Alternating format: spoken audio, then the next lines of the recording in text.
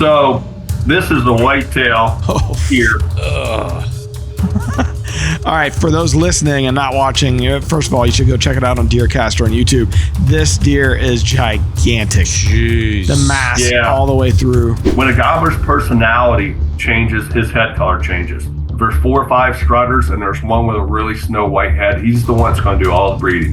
He's the dominant brother or the dominant strutter in that group. You knew what you had, right? You bet on yourself. You gotta have balls. What's up, everybody? Welcome back to the Drury Outdoors 100% Wild podcast, powered by DeerCast. Matt, what are you sipping on this morning? I'm sipping on some First Farm 1P energy, buddy. Yeah, you Orange Sunrise, the only way to go. You are my sunrise. Ah, thank you. You're Tim Chelswick. Thank you. Thanks, Matt Drury. And giggling on the other end of the line, Mr. Fred Zink. Legendary. Up, Fred? How's it going, Fred? Good, man. How you boys doing? We're doing good. We appreciate you jumping on with us. Fred's one of those guys that you could talk to about anything. So, and I don't know, the audience probably knows this. Most everybody in the outdoors knows this, but Fred's the founder of Zink Calls and the Avian X Decoys, and he's legendary in the waterfowl space, and I'd say in the turkey space too. So we got a great guest today. It's a great time of year to be talking about it. We're going to be talking about technology in turkey hunting. We're going to be talking about how do you take care of your decoys? I mean, Fred is the mastermind behind Avian X, so I'm curious to hear his thoughts on that. And he's also a hell of a deer hunter. So we got a really cool deer story later as well. And before we started the show before the show, Fred and I were having a chat about walleye fishing. You're pretty much into everything, aren't you? Yeah. I'm kind of outdoorsy. So, when we get into this here, just so you know, we just had our youth season this past weekend, and Tim and I both, took our kids out. One person was separate, separate families. We're not a commune. We went separately. Tim had success, and we'll get into that later. I mean, it was awesome. Probably one of the cooler clips I've seen in a long time. It was nuts. And then I went with Old Man Winter, and we did not have luck. So we, Dad and Mom have a property, where they live, maybe about 35 minutes south of where I live. And so we have my daughter Lola. She's 8. She's never turkey hunted, pulled the trigger turkey hunted. She went with us last year. And she's seen Big Brother go and have success. Exactly. So Dad's like, hey, we got a bunch of turkeys that have been. He's got 24 acres right there in Bloomsdale, and he's like, come down here. We've had a bunch of turkeys kind of coming through the property, and so we set up basically in his front yard. I saw the driveway in the back. You can see his blacktop. I'm not judging. You can see his blacktop driveway in the back. And so we set up some Avian X Decoys. We set up the HDR Jake, and we set up a hen. And I just put her on the ground, kind of like a lay down hen or whatever. And so we aren't paying attention, Terry and I. What? Lola's sleeping.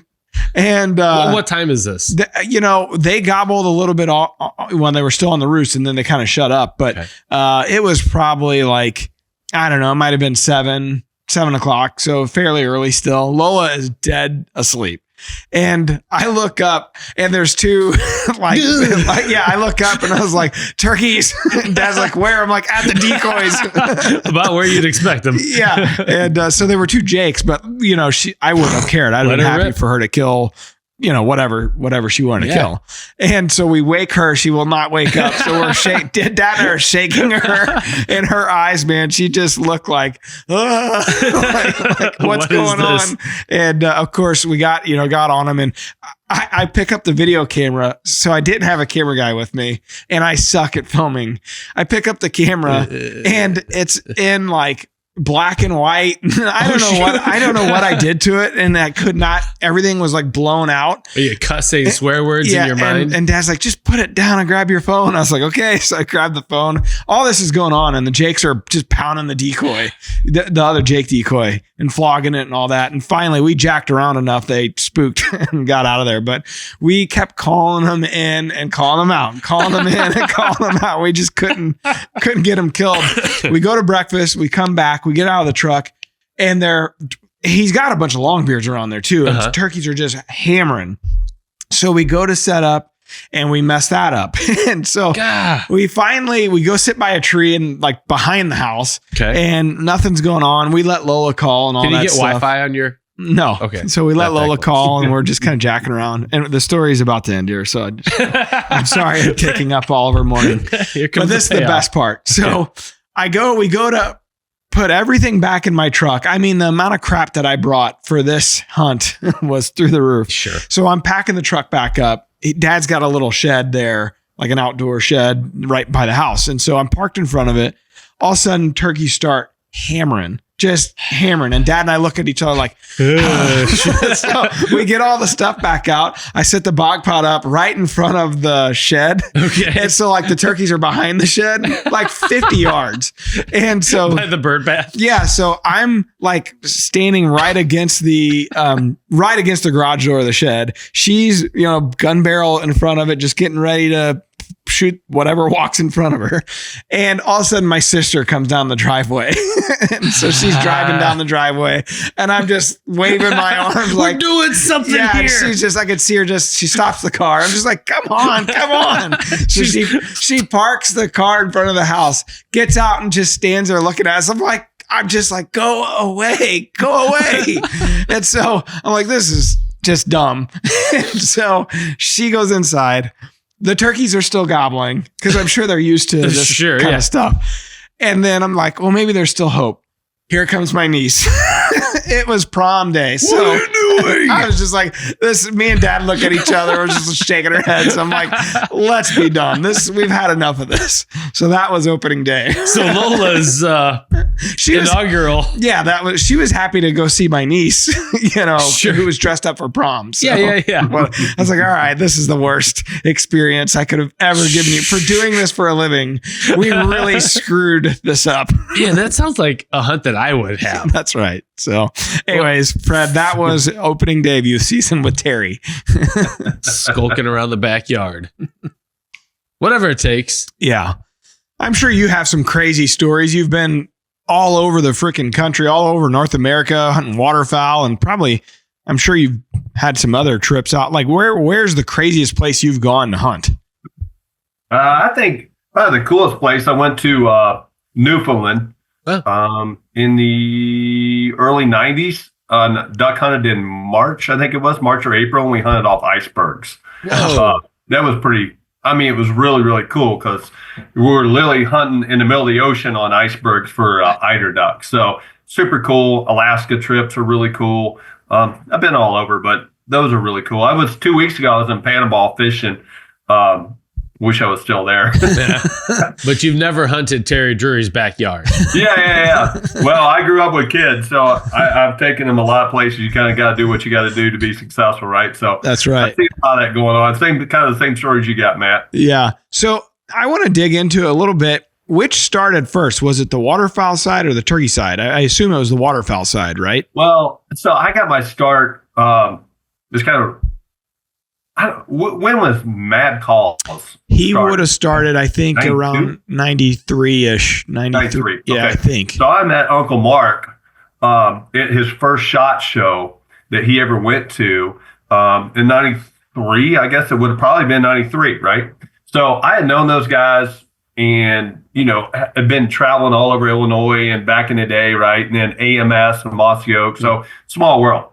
And so I started competing in calling contests in the early 90s and met Uncle Mark at the SHOT Show in 93. I was there with Tim Grounds, a legendary goose caller and call maker from Southern Illinois. Yep. And quite a character, as you well know. Yep. And we kept looking at Mark, it's like, who is this guy? He's dressed up, had his glasses on, hair fixed, and I'm like, man, this guy's a turkey hunter. He looks like a banker, And I was like, man, I don't know who that guy is, but man, I think he looks like he's out of place. And then Mark grabbed a mouth call and started yelping, and we're like, broke our necks. We're like, holy crap, I don't know who that guy is. So we walked over there, and it was Mark because he didn't look like a hunter. He was dressed to the nines, right? That's hilarious. And he started yelping Ground's like, hey, Bob, that's a live turkey over there. So I started Zink calls. I competed all through the 90s and then started Zink calls in 2000. Mm-hmm. And was successful enough, won a lot of championships and things like that. And we started Zink calls. And I started in my dad's or my basement of my house and moved out to a shop. I worked in construction excavating.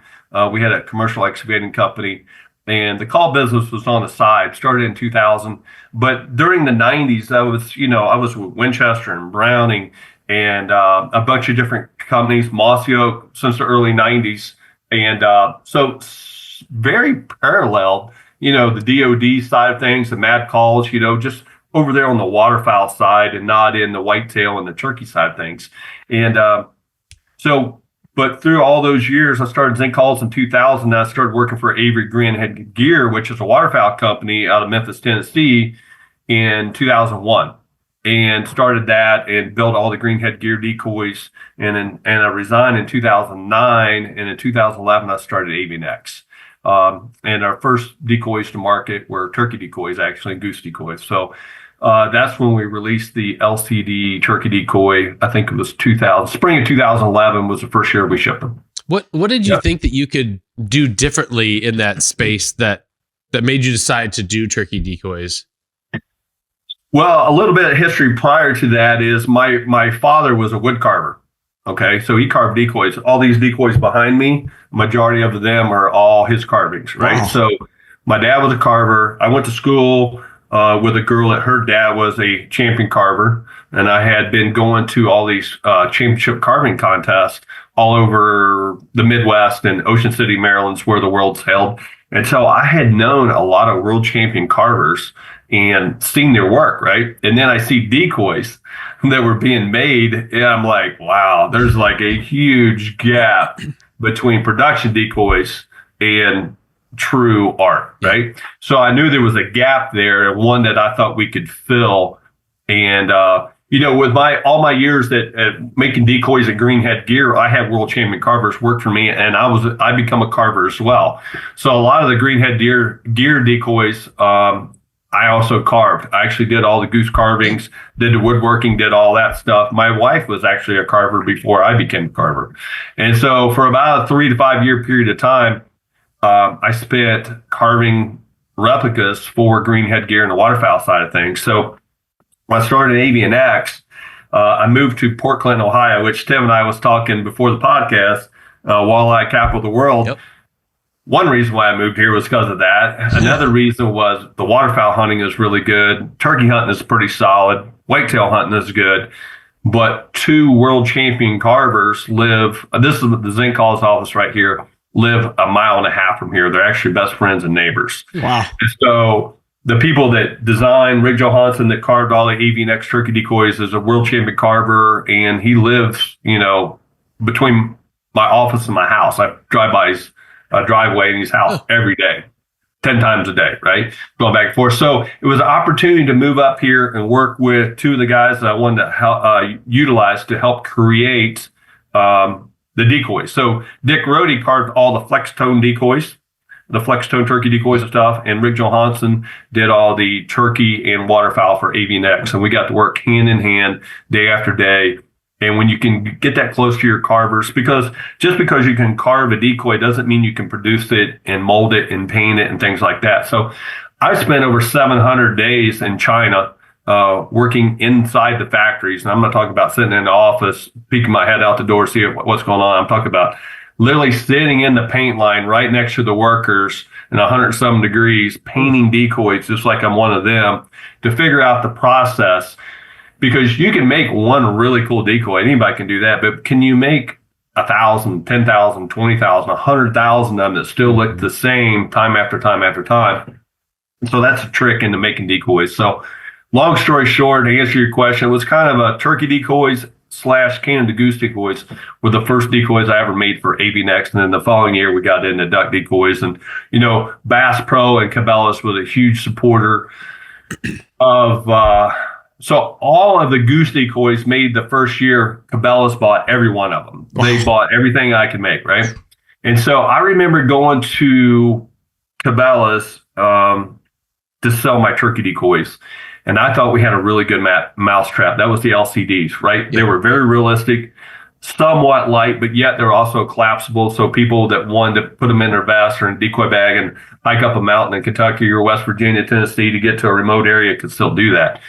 And when I left there, I called my wife. I said, I think I need to get a job at McDonald's because they're going to buy about 800 of these decoys. She's like, 800. And the mold cost was pretty insane. You know, I'm like, man, I can't believe that. And I was talking to them. I was like, why are you only going to buy 800 of these? They're like, it's the best decoy you ever seen, but we can only go with a model that we have. And so the only thing close to that price point, which was $79.99 for LCD hen and $99 for the Jake, was the Primos B Mobile. The Primos B Mobile at that time was $69.99. And so this is how many of those units we sell. So we think we can sell about the same. I'm like, man, if we can only sell 800 to 1,000 of them, I'm going to be bankrupt first year, right? Yeah. So time I got, it was John O'Rourke was the buyer. Okay. And now he's in the industry now, but by the time I got to the Denver airport, he called me and goes, hey man, talk to some people. I think we're going to up it up. We're probably going to buy about 1,200 units. I was like, you know, hey, that's a step in the right direction. Yeah. But I thought I could sell 1,200 on a weekend at, you know, Great Eastern Outdoor Show, right? Yeah. I'm just, wow, I think they're underestimating. So that year I went ahead and I ordered 14,000 decoys from China. You bet on yourself. And I had like 4,000 of them sold, you know, but by the time I think April rolled around, I'd sold every one of them because the reorders were coming in so fast. They're like, do you have more? I go, yes. And so they just started writing POs. And by the end of the year, I had all 14,000 of them sold. It was a gamble. I just thought the decoys was much better. No offense to the Primos B Mobile. I just didn't think it was apples to apples at that point, right? They were just going by price point. Yeah. Yeah. And so that's how we got started. And that was spring of 2011. There's something to be said for betting on yourself sometimes. I mean, you know, there's calculated risks, but sometimes you go with your gut and know, you know, you had spent the time in the industry and around the carvers and you knew what you had, right? You bet on yourself. You gotta have balls. Well, and the origin story tracks because as a guy that got started turkey hunting later in life and started with the $7 collapsible foam Walmart turkeys, Feather flex or whatever. When you pop open, when you look at an Avian X close up, you think that you've got a custom. Like this is a one-off that like there's no way they can mass produce. The realism is unbelievable. And so how did you get them to paint each one? Like, I mean, like what was that learning curve overseas for them to paint each one so realistic? I thought that was like an automated deal. They're very good at, they're not good at creating anything, but they're very, very good at copying things. Okay. As we all know. So, the most important part about creating a really cool decoy is when we're doing the carving, we're doing everything. I'm always thinking about the paint. I'm not thinking about the carving and this way. I'm thinking about how I can paint this decoy because that's where the labor comes in and that's the final product. So we design and develop everything based upon paint, whether it be the texture, the kind of texture, how rough, how smooth, how many steps. So we start with photography and video of turkeys, right? And we figure out, and then I have mounts done, and we figure out the painting process, how many steps to get to where we need to get. And then we'll do some sample carvings to where we go in there and we'll have a carving and we'll texture, 5 different ways on the side of a bird. And then I'll go in there and paint each one of those in there to see, number one, which one looks the best and which one looks the best with the least amount of work. And that's the most important part. Sure. Controllable, but yet affordable. And so then we call it a study board. Once we figure that out, then we go, okay, this is what we want. And then we start going through videos. And at that time, when we're creating, especially the new modern Avian X Decoys, we had a heck of a team with us. You know, I talked to, Matt, I talked to you. I've talked to your dad. I've talked to Mark in the last month and a half because we're talking about making some new decoys. And whether it be whitetail, whether it be waterfowl, whether it be turkey, we rely on, I've always played sports, so I'm a team player. I got that mindset, right? That I want my shortstop to be on the shortstop and not left field type of deal. And so when I have talent surrounding me, I ask a lot of questions because I want to know what they think and what they think is the best, what's going to work. And so obviously your team over there at DoD is as solid as it gets and as knowledgeable as it can get in the turkey world and a whitetail deal. And obviously we talked about whitetail decoys possibly moving forward. And then on our staff currently we have Tad Brown, which is right there. He was right there at the beginning of Mad Calls as well. And then you look at Paul Buskey's of the world. I mean, we have a team over here at GSM that is very in-depth and intertwined in turkey hunting, right? So if we're making turkey calls, mouth diaphragms, locator calls, decoys, blinds, whatever it is, I always send an email out, as you well know, when I was wearing you out about social media, Matt, is I like to ask a lot of questions because I rely on people that I believe is, it's hard to know everything. You got to know. Most important part about it is know what you know, but also know what you don't know. Yep. And so we reach out and we incorporate the people. So like this on this hand decoy right here. So this is our HDR hand decoy.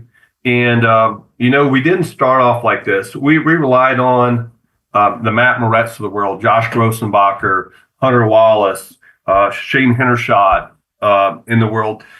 And then when we started talking about turkey decoys, Matt Moret had a really close friend, and Denny Galvis, somebody you probably know for sure. If you're a diehard turkey hunter, you know his name. And so we spent a lot of time talking to Denny about postures of turkeys, what it all meant, and all that stuff.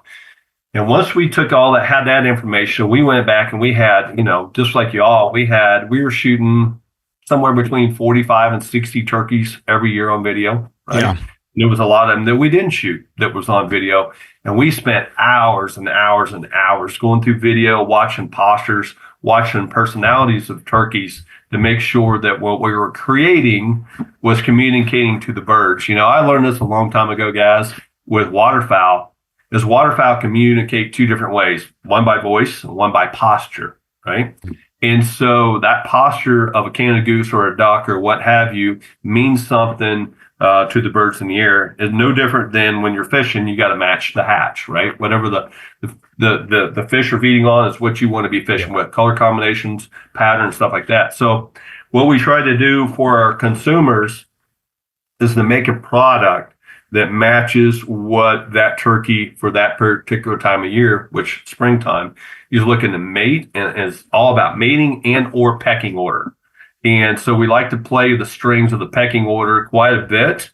Early in the year, that's probably more important than the mating part, because turkeys, the pecking order and them biting and things like that, like a strutter early in the year is hard to beat because they're wanting to fight, right? As it goes on later, mid-season to late in the season, strutter's pretty useless per se. You know what I mean? A tail fan will still be very effective, but no different than the hands. So we like to have different head positions and things like that where their hands. So like on the posture of this decoy, I'm going to back up a little bit.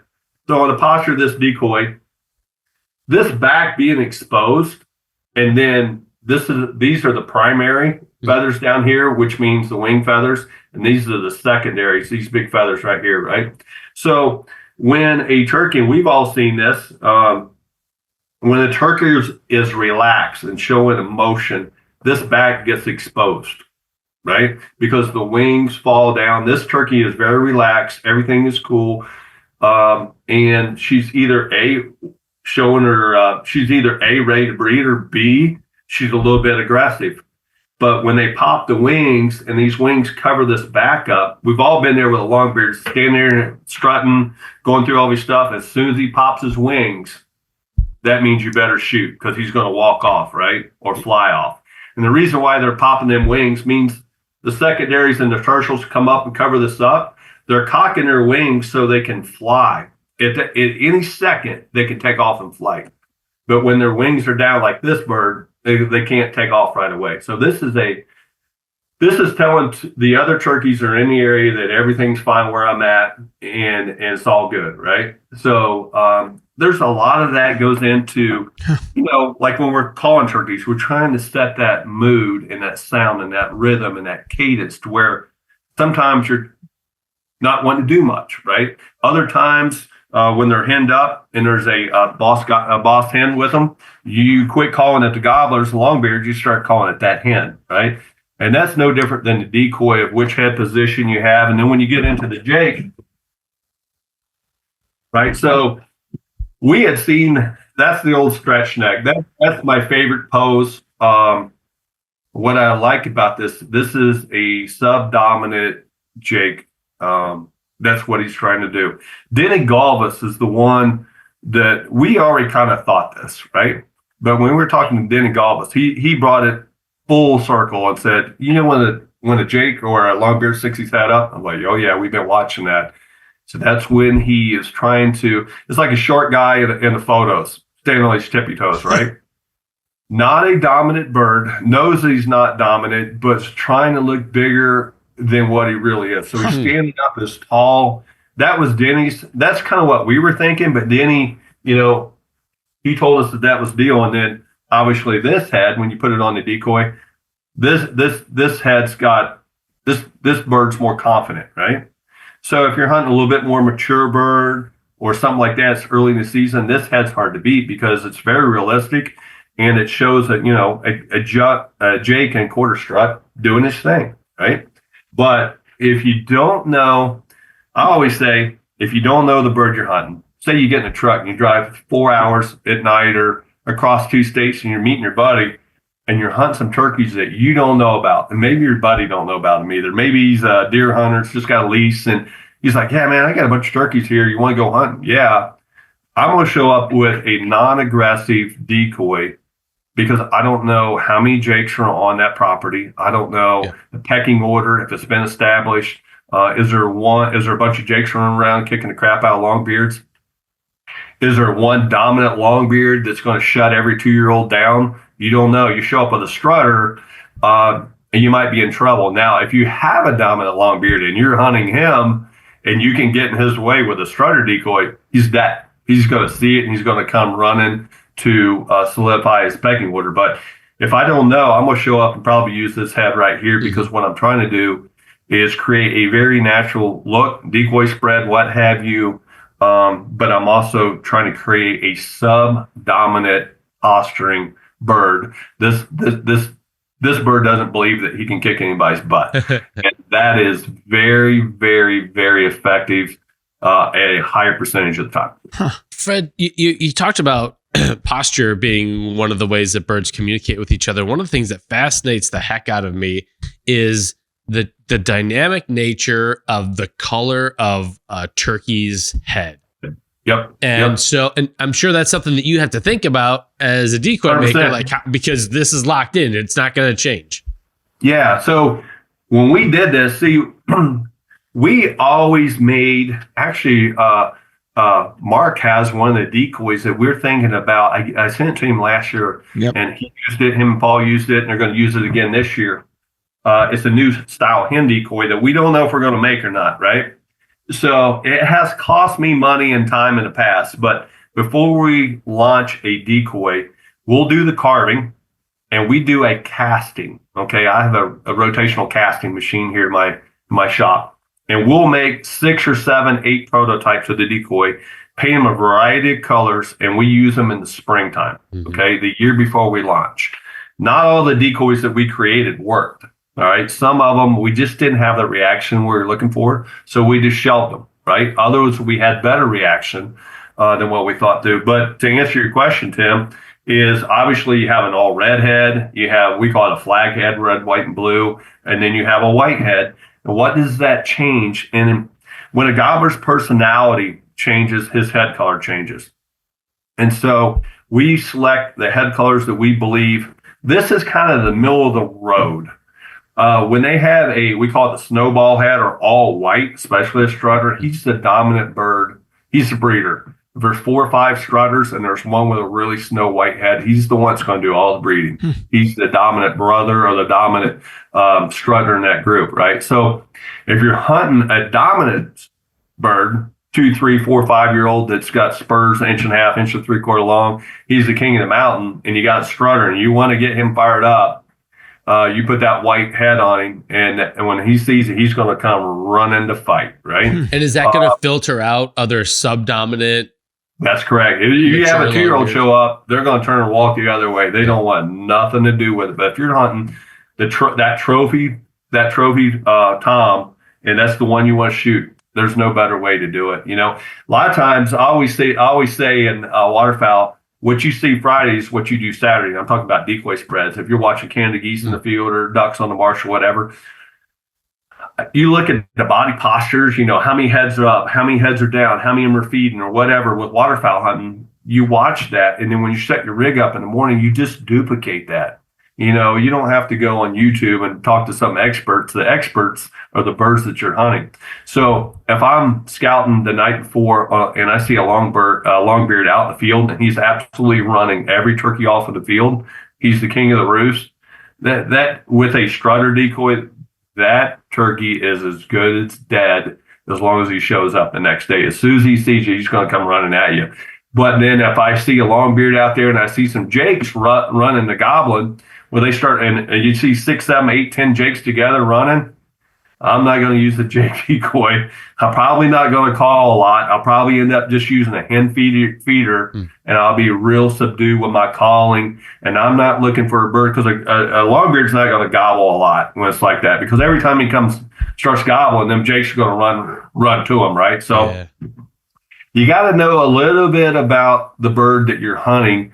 With waterfowl, it's not a pecking order situation. Turkeys, you're hunting them in the breeding season where there is a tremendous pecking order there.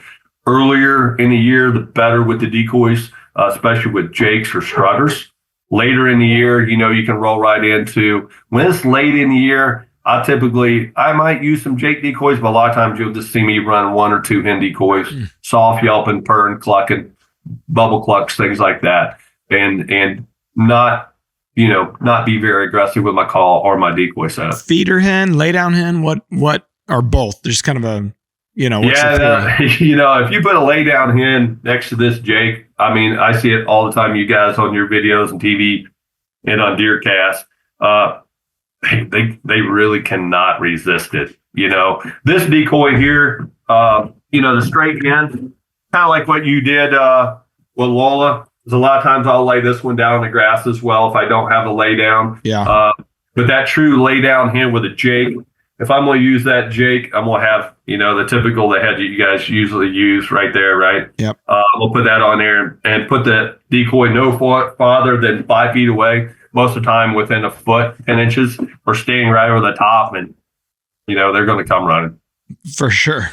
It is amazing how deadly of a combination it is. And that brings up a good question. I think that, there's been a movement of sorts that you see mostly on, online movement where kind of more of a traditionalist type hunter. It's like, hey, the numbers are down and we're bag limits are high and we're in the breeding season and now we got decoys and some guys are reaping and, all this stuff. What are your thoughts on that side of it? Where it's like, I don't think about it in that way because I grew up around us using decoys. I never really didn't use decoys. Mm-hmm. And so I don't know any other, I haven't experienced it any other way. Obviously, if we're hunting in the timber and stuff like that, we're not using decoys. There's plenty of setups where we don't, but we definitely altered, just like deer, we altered our strategy to be a food plot centric strategy. Yep. We, moved our strategy with turkeys to be a field edge, a lot of times a blind or, a decoy set up in front of us. What are your thoughts on kind of that movement per se and maybe some of the backlash that, a company like Avian X might see because they're so effective and so lifelike in the quality of the decoy? Man, I've seen this and heard this, at waterfowl hunting to you name it. You always have different sides. Look at politics today, right? It's so left and so right. So I think everybody's entitled to their own opinion to how they want to hunt. If you're a purist and diehard and you live where you can walk out your back door within a close proximity and you can be on the turkeys, do it however you want to do it. And especially if you hunt, you can hunt a lot. There's a lot of people out there don't have that same deal. Maybe they got a full-time job working 40, 50, 60 hours, blue collar job, construction, whatever. They got a family. They're hunting 2, 3, 4, 5 times a year. Those people need every advantage they possibly can, because a day or 2 days off work to go for opening weekend or whatever means a big deal to them, and they want to be successful. They want to see it. And so I don't judge how, if you want to reap them. It doesn't bother me however you want to do it, because bottom line is, it's not like you can shoot a turkey every day in a state. In some southern states you can shoot white-tailed deer unlimited every day of the year. Waterfowl, you can shoot 6 ducks every day, so it's a little bit different. Turkeys, a lot of states you can only shoot 1. Sometimes you can shoot 2 or whatever. Now, I know the population's struggling, but I don't think it's got to do anything with reaping. I don't think it has anything to do with decoys. I think it has to do with them not being able to reproduce. Now, these states have all cut back with limits and things like that. But I don't think, as long as it's legal, there's the debate in a whitetail, well, a crossbow or a longbow, and now, black powder. It used to be a traditional season, and now, a muzzleloader can shoot further than a good rifle if you buy the right one. So technology, cell cameras, food plots, feeding, supplements, you name it, there's always a deal. I just think it's, number one, if it's legal, you should not shame it. I think digital media has blown everything out of proportion. You have these little cults that get together to whether you either like decoys, you don't like decoys, you like reaping. I guess my question is, if you want to make it more difficult, how many of them people have TSS in their guns? Right? How many people have a full choke? They could shoot them at 70 yards, 80 yards, stone dead. I'm not against that. That's not what I want to do. And that's not what I will do. I don't want to shoot a turkey at 70 yards without a decoy or whatever and say, that's diehard. I'm a diehard turkey hunter.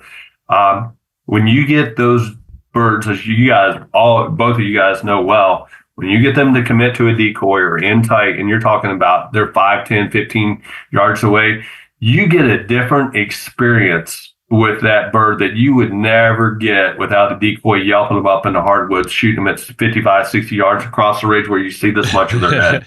I killed the black dot. Totally different experience. The difference between bow hunting a big whitetail versus sitting on a food plot, green plot, shooting them at 150, 250, 300 yards. Totally different experience. Not once, I don't care what you do or how you do it, but it's totally different experience. And in my opinion, I think a decoy experience is hard to beat. Especially when you're taking young folks or new people to see them turkeys run right in there. And you just see a side of turkeys that you would never see without them. That's just my opinion. For sure. And I think it's a tough thing, because obviously the purist isn't going to be using TSS either. I don't think, they're back against a tree, and, Will Primo said it last year. I'd rather have he's like, we sell all these things, but I'd rather have my back against a tree with my knee up and try to fool them, and get them in tight. And so Matt, so you're telling me the purists, because I follow it some, so a lot of purists won't even use TSS. I don't think so. I think they're it's okay, if the turkey gets away kind of thing.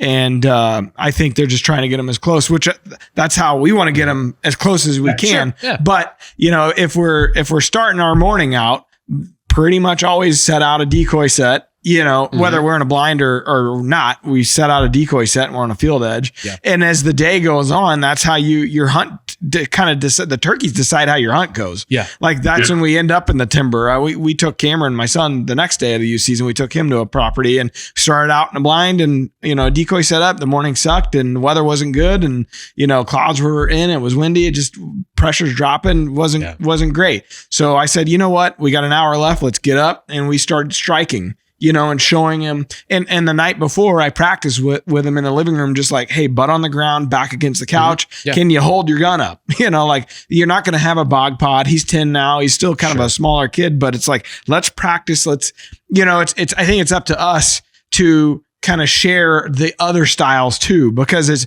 as a hunter, as a decoy maker, I guarantee you there's been plenty of times where you didn't kill over a decoy because you knew the setup wasn't right for it. Once you have to start running and gunning and they're in the timber and they're in there and not coming out, you gotta get stealthy and use woodsmanship. And those are things that I think, not to speak for a guy that's a purist, because obviously we don't represent all of the same qualities. Red dot scopes. Yeah, but I think what the thought process is like, hey, it's okay if they get away. The population's not great. It's okay. It's like, I prefer that the timber experience or whatever the experience that the turkey provides me. I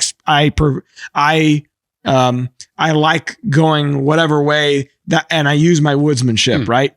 I think the important thing is that we probably are losing a little bit is trying to teach that to the next generation. So I think, yes, we're going to use decoys 9 times out of 10, but that doesn't mean we always use them. I mean, it means whatever the setup is, however we need to be successful, we alter our plan in that way. And what we're talking about is appreciation for the process. Yes. And that's the exact conversation you and I had last week when we were talking about plans for youth season. We'll show the video here in a little bit, but when I was talking to my daughter, Sophie, she's 13. She's hunted out of a blind. She killed with Zach and Gabby Plale in Forest last year. And I was like, hey, what do you think about doing it traditional style, back against a tree, exposed, like your wits against their wits, eye to eye on the ground with them? And I was kind of surprised. She's like, I'd like to try that. She's 12, 13. So, yeah. I mean, it's awesome. We'll show it in a little bit here. But it was like, hey, there's a whole other level here. You can choose to experience or not. And that's a thing that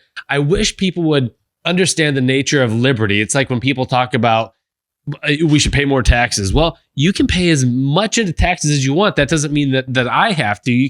There are a lot of things that you can choose to do, but you don't have to mandate other people do. And if people would just go so far as to pick the style experience that they want to have, but then not mandate it for everybody else, we would be great. I don't have a problem with them calling people out for not great practice, unsafe practices or unethical. Unethical. Yep. Like, I got no problem with that. We're on board, right? But when it comes to some of these styles of hunting, like it's a preference. It's a preference. Like, I mean, and you're right. Like that experience, just the one with Lola, those Jakes would not have come up there. They were not gobbling. They knew we were up there calling. They saw that Jake decoy and they went right to it. And so she got to experience him up close. Last year, she didn't see any male turkey. Like we went to Dad's because it was supposed to be awesome. And she never saw she just saw a couple hens. So it's like, to your point, I want to show her what it can be like. I want to have a fun experience, and that the decoys definitely enhance that for sure. Yeah. So, for sure. Well, so, okay, that we talked turkeys. We talked a little bit about your background here. I want to talk a little bit about deer because you're a diehard deer guy too. And you last year shared with me a story of a big buck that you guys knew of in the area. And unfortunately you kind of found him dead. Give us the kind of background on that, because it's a world-class animal. Yeah. So, our buddy Paradise, he's the one that kind of got me back into deer hunting. I grew up deer hunting when I was young, and then I grew up in rural Ohio, so I could walk. I could pheasant hunt, I could rabbit hunt, quail hunt, squirrel hunt, deer hunt, do whatever I wanted down my back door. I grew up on a farm, and so when I turned 16, I was like, I was ate up with the waterfowl. So because at that time there wasn't a lot of knowledge on how to communicate or call or decoy or do anything to a whitetail, right? It's kind of like, there wasn't a lot of media out there. There was some people in Texas, some people that knew it. Probably your dad and Mark knew how to do it, but there wasn't a lot of communication on how to do that. So I fell in love with the communication part of waterfowl hunting. Being able to call and decoy and hide from them was really interesting, to be able to fool one of God's creations. And so I had a background of whitetail hunting. My dad was a big game hunter. He was a elk guide in Colorado. He had shot a lot of whitetail, a lot of mule deer, a lot of elk and things like that. So I grew up, when I was 3 years old, I was in Rocky Mountain elk camp. Barely can remember it, but I grew up there, and then obviously we had a president named Jimmy Carter that brought this country to the end, right? Interest rates were 17, 18%. People are losing their houses. People going hunting and things like that. Basically, traveling and hunting came to an end. So my dad kind of got out of that. And that's the time we started waterfowl hunting. And so when I turned 16, I was full go waterfowl hunting. I traveled all over, and that's kind of where I made my name and made my business, obviously on the waterfowl side. So my son, of course, he comes along. As you all know, you all have kids, and he's like, "Dad, I want to go deer hunt." I'm like, "You gotta shit me, right? Like, we got all this land. We can go duck hunting. No, I want to go deer hunting." I'm like, "Oh no!" So I was like, I didn't have anything set up. I didn't have land. I didn't have a lot of knowledge on it. I had checked out for 40 some years-ish, 30 years, and then I called Chris Paradise from Osceola. Chris is one of my best friends. I talk to him all the time. I was like, "Will you take Gunner to the Grigsby?" And he's like, "Yeah, I'll do that." I said, "I just want him to shoot a big whitetail and see what it is you guys talk about or whatever." And he said, "Yeah, but you got to go buy a bow too." I was like, "I don't want to buy a bow, and I want to go deer hunting. I want to go duck hunting." And he goes, "Nope, you got to do it. If he comes, you got to come." So I went and bought a bow. I went out there, and the first day I go, "Oh, I get it now." Like, obviously, all of us know the Grigsby and the reputation that surrounds it. But I had my eyes open of what managed whitetail or good whitetail habitat and location was. I went from the norm of you see a deer, every 2 to 3 sets, 4 sets, you would see a deer, to the one day I seen 5 deer over 170. And I hunt daylight to dark. I never come out of the tree stand. I seen 5 deer over 170 chasing, right? I'm like, okay, I got it now. You manage, you get good ground, you do the right things. No different than what I was doing for waterfowl. You do it for whitetail, and you can have good hunting. So I ended up, my first bow kill was in 2015 on that hunt. I ended up killing a 167 bow hunting, and I come home, I started buying property. Started calling Mark. Hey, what about this? What about that? Calling Lee Lakowski, Ben Rising, everybody. I knew Pat Reeves. I knew all these guys from being in the industry forever. I knew all the deer hunters, right? And so I just kept wearing them out. Grant Woods helped me and with a bunch of stuff and food plot stuff. So I started getting into it, and then we started buying land and started developing it. So then when I come home from Illinois, it was the beginning of. It was really, really cool because it was something that I've been a woodsman, a trapper, and an outdoorsman my entire life, right? And so it was just like this new toy, the new shiny trophy on the shelf, but you couldn't touch it because you didn't know anything about it to speak of. So I started talking to all these people, and next thing you know, I'm hunting, and what I realized, and it took me about a year and a half to figure this out, was I had spent my lifetime, much like what you guys have with DeerCast. You guys have spent your lifetime figuring out when whitetail would move. Well, I spent my lifetime figuring out when waterfowl would move, right? Yep. And so I thought whitetail would move the same time waterfowl do. And I was exactly dead wrong. And Tim and I, we've been talking about, hunt stand and DeerCast or whatever about maybe putting some waterfowl aside. What I figured out is everything that I knew about deer movement was greatly helpful, waterfowl movement was greatly helpful when I got into whitetail hunting because it was the exact opposite. So when duck hunting, if I look out the window and say duck hunting's going to be really good tomorrow, that means the whitetails are not going to move, right? And vice versa. And so it really lends good because I run 2 duck clubs and we duck hunt, waterfowl hunt a lot, right? So I got into whitetail hunting and I started buying properties, managing timber stand management and planting worm seed and grasses and food plots and you name it, I'm doing it, right? And but similar to earlier in the podcast, I asked a lot of questions and I studied, and I was more of a hands-off guy to where I would go there and spot and I would be on the property, but a lot of times I'd be 2 properties over because all my whitetail properties are 50 acres or smaller.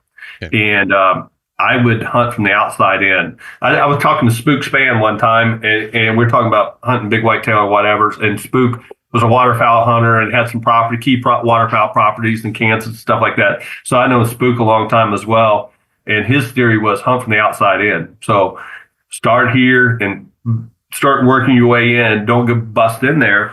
And so I took that approach, and I spent a lot of time with spotting scopes and binoculars. And I would put a tree stand to where I could see places from a long distance, and I'd learn the woods and the movement and the deer, and then I'd just start moving in pretty much hands off. And so now we got 8 or 9 properties that we whitetail hunt on. And we've been really successful. Once I figured it out of when they move, and then, talking to Terry and talking to Mark and all these guys, a wealth of knowledge and listen to what they do. Whitetail are very predictable. Not all of them, but a majority of them are pretty dang predictable. Especially I'm running a bunch of stealth cams, and I'm pretty hands off. We do not deer hunt a lot, but when we do, we're pretty successful because our properties are so small. We can't go every day. We can't go a lot. So we wait till things line up, weather conditions are right. We shot a lot of really good deer. We probably killed 15 deer, I'd say more like 20 deer, 150 or better in the last 10 years. Nice. On small properties. Nice. And so, that's not easy to do. I mean, it's doable, obviously, but you have to have a little different level of discipline when you're hunting smaller parcels, and my buddies, I got a couple leases or whatever. They're like, you're no fun to hunt with because they're what I consider diehard deer hunters. Like, they enjoy going and sitting in a stand, and they enjoy going every day. And there's fine, but that reflects their wall a lot of times, unless you got a lot of properties. They're shooting 2 and 3 year old whitetails because everything that's mature vacates the land very quickly, right? So we're pretty hands off, and we're just targeting. I hunt, and my target is big deer. And if I go 2 or 3 years without shooting one, I'm fine. But I just have a certain size deer that I want to shoot, so I'm hands off. Whitetail is not my passion, but it is as far as the hunting side. But the game of growing and shooting mature whitetail is a damn sure in my passion. Sure. Right? It's a different sport than deer hunting. And you guys know it way better than I do, but I think you got deer hunters and you got giant whitetail hunters, and that is not really the same sport. Yeah, it's not in my eyes so far. It's a different approach a lot of times, and different level of commitment. You see guys like Mark and Terry, and Ben Rising, Ben Lee, all those guys. They do it at a much different level, and it's an obsession. And dialing. It's as much about the habitat and that side of things. So yeah. So this is the whitetail here. All right, for those listening and not watching, first of all, you should go check it out on DeerCast or on YouTube. This deer is gigantic. Jeez. The mass all the way through. So we bought a brand new property, a 50-acre property parcel, and a friend of mine and I started a small company here where we're going to buy and sell whitetail properties. Keep the ones that we might want, but really and truly, we're going to buy small parcels, do timber stand management, do all the whitetail management on them about 3 years and start spinning them, right? So we had bought this 50-acre parcel. The very first night I went spotting, I got on, I was watching the deer. It's probably about 150. This is probably, I would say it was in August. Yeah, definitely August, probably mid-August. I was watching about 150 incher, and then like a 130, 135 out in standing soybeans. And at last light, I seen this deer stand up. It was this deer here in Dallas. And he stood up, and I was like, oh my God. Because I've shot some big deer. I've seen some big deer. Obviously, with the people I know, I've seen a lot of big deer. And when I travel waterfowl hunting in the Midwest, I see giant whitetail all the time, So I know what a big deer looks like. And actually, the year before I seen this one, I had shot my biggest deer at 211 on one of my properties. And when this deer stood up out, I was like, wow, that's like really, really special. Biggest whitetail that I've ever seen alive in my life. And so I watched him, and he was I'd say about half to 3/4 of a mile from our property. But we had a largest tract of timber in that whole entire area. So I figured it was a matter of time before he would start showing up. So long story short, he started showing up late October, early November. And we started hunting him a little bit. And then on the 5th of November was the last trail camera photo that I got of him. And so we figured that someone had shot him, but a deer of this caliber, someone's going to shoot him, you're going to hear about it, right? Well, we never heard anything, so we didn't know if it got poached, hit by a car, what happened, but we just knew he just disappeared, right? So we hunted the rest of the year. He never did see him again. I was spotting. I have a handheld thermal that I would go at night and just document where deer are. And then if I seen a big deer by himself, I figured it was a big whitetail, So I document that, and I'd go sit on the road with a spotting scope for hours and see what that deer was. I never did run up on him again. So long story short, we had my son got a call from one of his good friends that says, "Hey, my grandpa's a trapper, and he was walking this creek bottom and seen a great big whitetail with a drop tine. Are you still hunting that big drop tine deer?" And Gunnar said, "No." Long story short, we think he's dead. And he goes, "Well, I think I know where he's at." So we looked on the map, and we actually knew the landowner. It was adjacent to our property, like 2 properties over. So we obtained permission. I called the game warden, who's a friend of mine, and go, "Hey, I'm going to look for this deer. I'll give you a heads up if I find him. I'll send you a video so I can get a salvage tag and do everything legal." Because, a big whitetail deer, a lot of people get jealous, and I didn't want no ramifications or no issues. So we ended up, he took a drone and flew it, couldn't find him. It was snowing, the rain came up, and the creek was real high. We had to let it go down, and then we walked it, and this thing was buried in the creek. Only thing you could see was the top of the tine sticking out of the canary reed grass. And I went one direction, my son went the other direction, and we found him there. But we got him, and when it was all said and done, there was another fella hunting this deer. Of course, once the rumor got circling that we found the deer, there was been a couple guys hunting this deer, but this deer grossed 240 is what grossing. And not 40. Just unbelievable mass. The right side's incredible. You got a little sticker point right here, but the right side is just absolutely incredible. The mass and everything. And then of course the left side with that drop time. He's got everything. Yeah. So he would have been probably new Ohio record, I would assume, right? Probably not in the state of Ohio. And this is a heck of a deer, but I one of the better whitetails. But I mean, when you're talking about the deer that gets shot anymore in Ohio, you got the Beatty buck. The Beatty buck was actually, I was one of the first guys to see that when he shot that world record non-typical for a long time. He shot it actually right next to one of my goose leases. When Mike shot that deer, game warden was a friend of mine. His name was Dan Hickey. He called me and goes, "Hey, where are you at?" I was like, "Why?" He said, "I think the new world record whitetail's been shot. If you want to come and check him out." Yes. And, and so there's been a lot of big deer in Ohio, sure. So, but in your opinion, that's the biggest one I ever seen right here. Giant. So in your opinion, you've been around a lot of habitat. Now I know what you're saying about waterfowl days and whitetail days are different as far as, maximizing when they're going to move, but does the habitat play a major role in it? Because I know like even up Highway 79 here in the St. Louis area, Missouri, like a lot of waterfowl clubs are there on the Mississippi, and some of the whitetail hunting is unbelievable.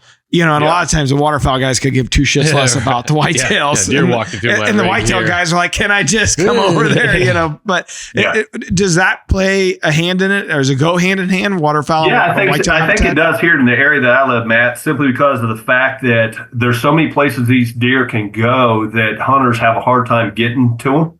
Because it's so marshy. There's so much cattail flats and phragmite patches and islands and swamps and little islands and thickets and things like that these whitetail can go out and hide in the middle of nowhere. And we find that these big deer up in this area are very predictable. After hunting them and really getting in, I can barely predict where these big ones, well, not necessarily a big, but just say a mature buck is going to bed. Yeah. And they're going to bed exactly where you think they would never be. They're going to be probably in plain sight.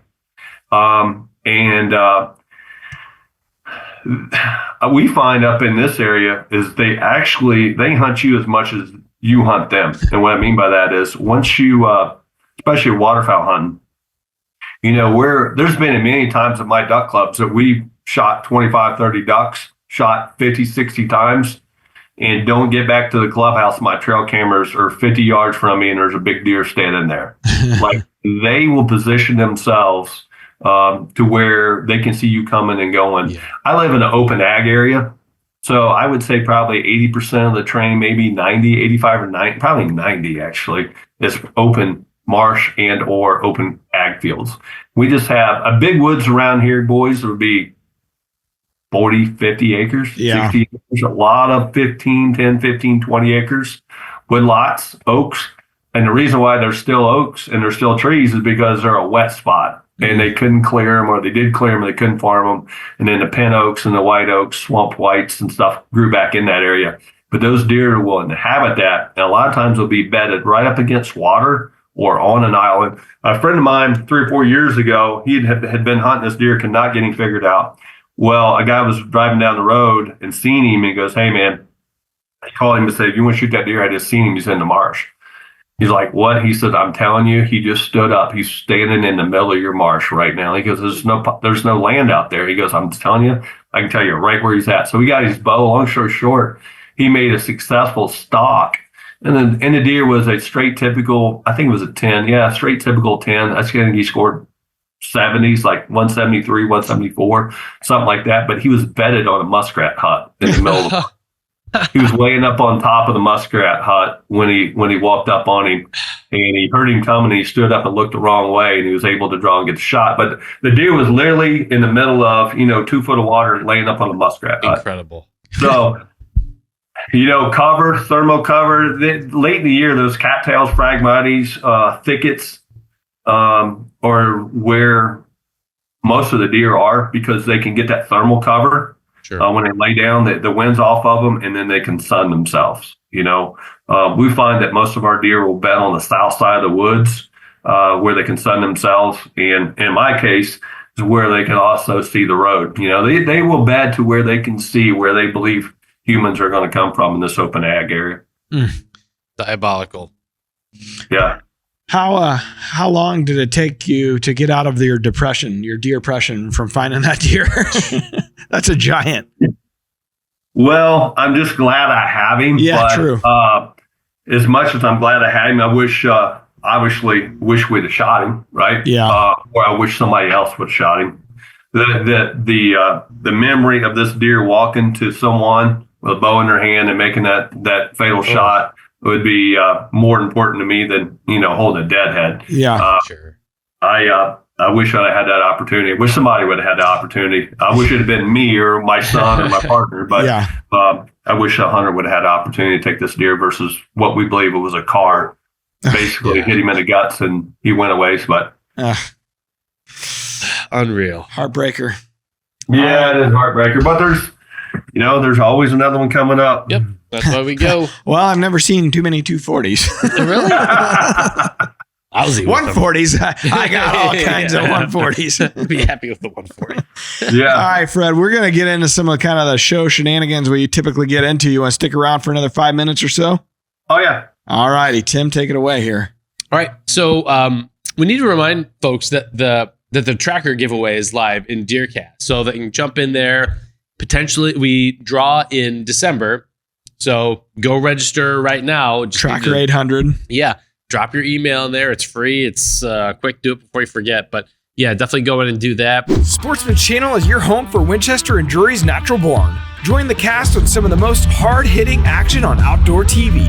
See the full schedule at thesportsmanchannel.com.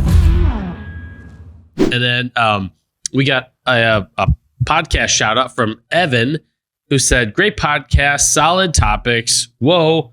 Hawaiian rolls." We went hard on the Hawaiian roll topic a couple podcasts ago. I have rarely seen the kind of disdain that I saw when Paul went in on Hawaiian rolls. Yeah, he hates them. It's surprising. That was surprising. Yeah. Yeah. He's a principled man, though. This is the kind of topics that we cover, Fred. You're lucky we didn't talk about more condiments or. Right. We could have gone longer for sure. Yeah. But the point is, we need more reviews. Yes. Thank you for bringing it around. Evan gave us 5 stars. We love that. Hawaiian roll reviews. Yeah. All right. It's hard to believe somebody don't like them. That's right. Yes. I mean, I just talked I came up with like 3 or 4 ways to make something with Hawaiian rolls. He may have changed his mind a little bit. That's right. I don't know, but he was like, too sweet. That's surprising. Personally offended him.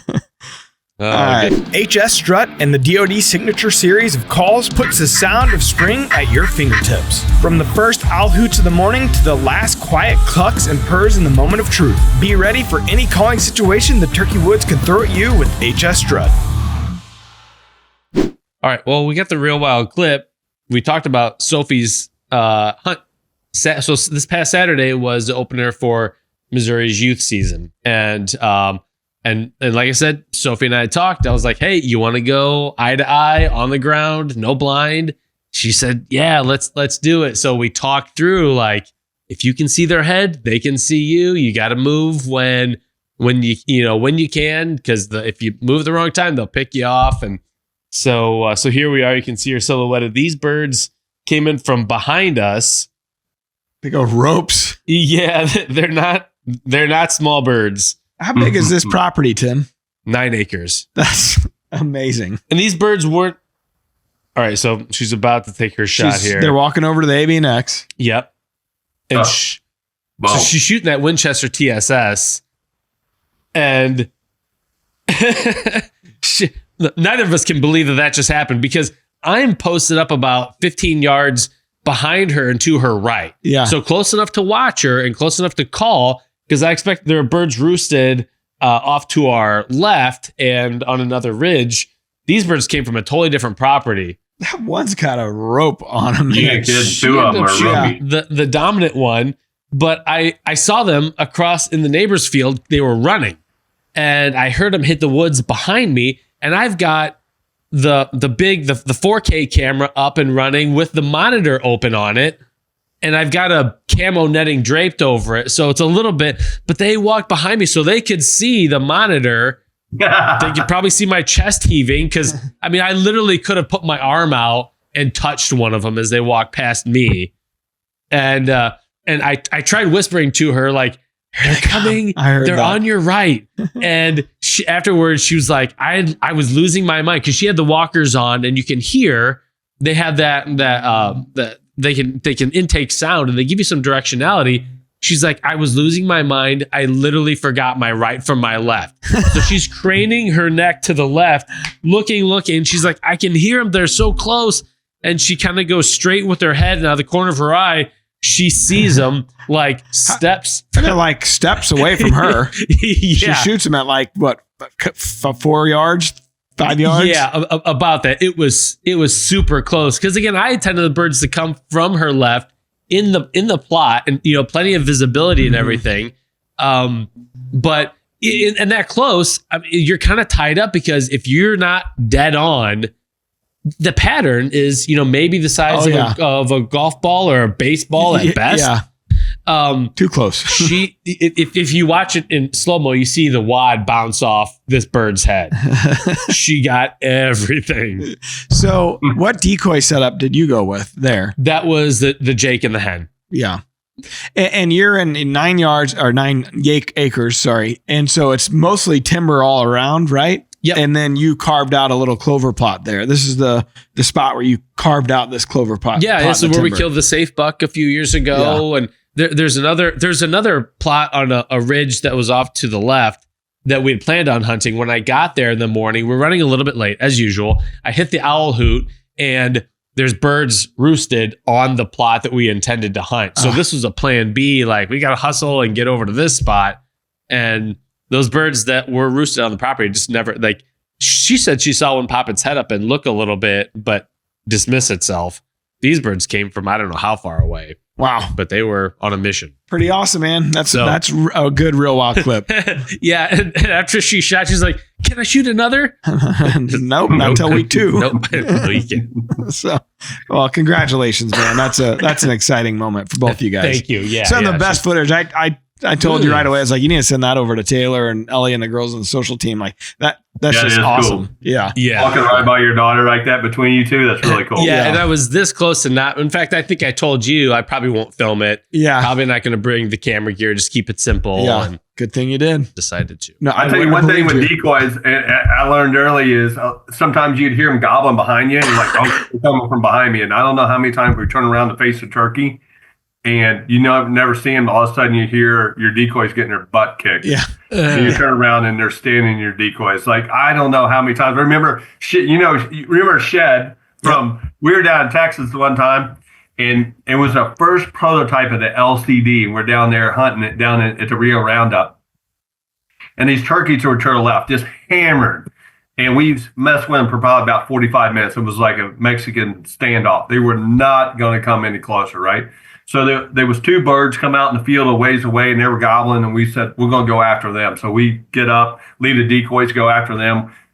We're there about an hour, and we didn't have no success. We come back, and our decoys were beat all to as soon as we kicked calling, those strutters come out, and I mean, I literally had spur marks all over the decoy to beat the heck out of it. We just weren't patient enough. That's what I was going to say. Patience is a virtue with turkey hunting, because you can, you call enough, and they may not be responding, but a lot of times they will. If you could sit there, it's kind of a boring way to hunt turkeys. Yeah. But if you could sit there, there's a good chance they're gonna come check it out at some point. Just to see what the patience will kill you a lot of turkeys. Yeah. Where I hunt, guys, I don't have big tracts of land, so you can't run and gun a lot if you don't have a lot of dirt, because all you do is end up spooking all your turkeys. And next thing you know, you just spook them for the year, right? Once they figure out you're calling and they see humans, they're done. They're almost like a whitetail per se, right? Once they get spooked. But if you got a lot of dirt, there's nothing better than, like, I obviously Mark's a running gunner, Chris Paradise. I mean, you gotta have your track shoes on when you go hunt with him. But they got a lot of dirt. On my stuff, I err on the side of, I probably err on being too patient.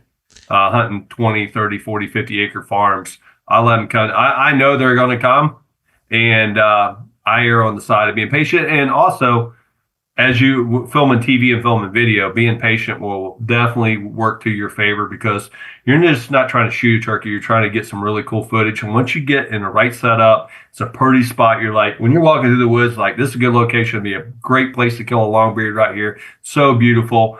I'll wait that out. Yeah. And because it just makes better TV and better video. Right? Yeah, for sure. Scenery doesn't hurt. Yeah, for sure. Yep. Yeah. Hey, we do have some new Rack Pack members. We got Chad Lundmark, Bradley Hen, Lucy Fur, and Kevin Van Devon. I think Lucy Fur is a fake name. That's evil. Lucy Fur. Jeez.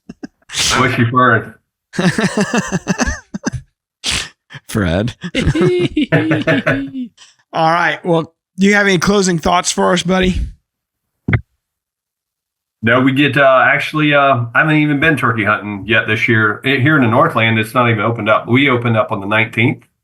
And so we're going to get after it. I'm going to go Indiana and Pennsylvania. Pennsylvania opens the beginning of May there. So in the Northland, it hasn't even started. I can't wait. We're going up. Hopefully, I'm going to go up with Van Dam, Paradise, and Toxie, go up to Michigan. Van Dam's got an unbelievable place up there. And I'll be honest with you, Michigan's got as many Eastern turkeys as about any state. It's kind of like Missouri in the heyday. In the late 90s. Is crazy. So, going to do that. Going to slide over the border, hunt in Ontario. Also loaded with Eastern. So, really, get ready to get after it. You got some good trips coming up. The Van Dam trip, every year we get to see, just following along on social media, get to see you guys on that trip. And it seems like, I know, like, he got decimated a little bit with the HD on his deer herd. Yeah. He's a diehard whitetail guy, but he's got a bunch of turkeys. And trust me, I get videos every day from the trail cameras. Loaded. It seems like he's, it seems like he's just as ate up with all that stuff as he was with fishing. So. I actually think he fishes so he can hunt.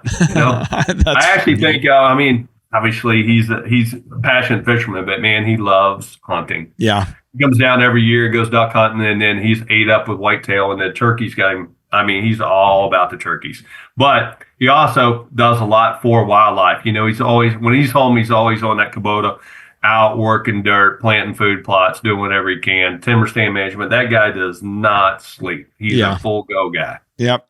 Yeah. Good Common thread with all you guys. You know, you, Mark, Van Dam, Terry, all like gas. it's all gas and Work. And all work. That's right. Well, we appreciate you taking time out of that work today and jumping on with us and sharing some of your stories. And more than anything, appreciate the friendship over the years. It's been a pleasure. I appreciate you, fellas. Yeah, been a pleasure as always. Good luck this spring. All right, man. Same. All right. All right, Tim. Fred.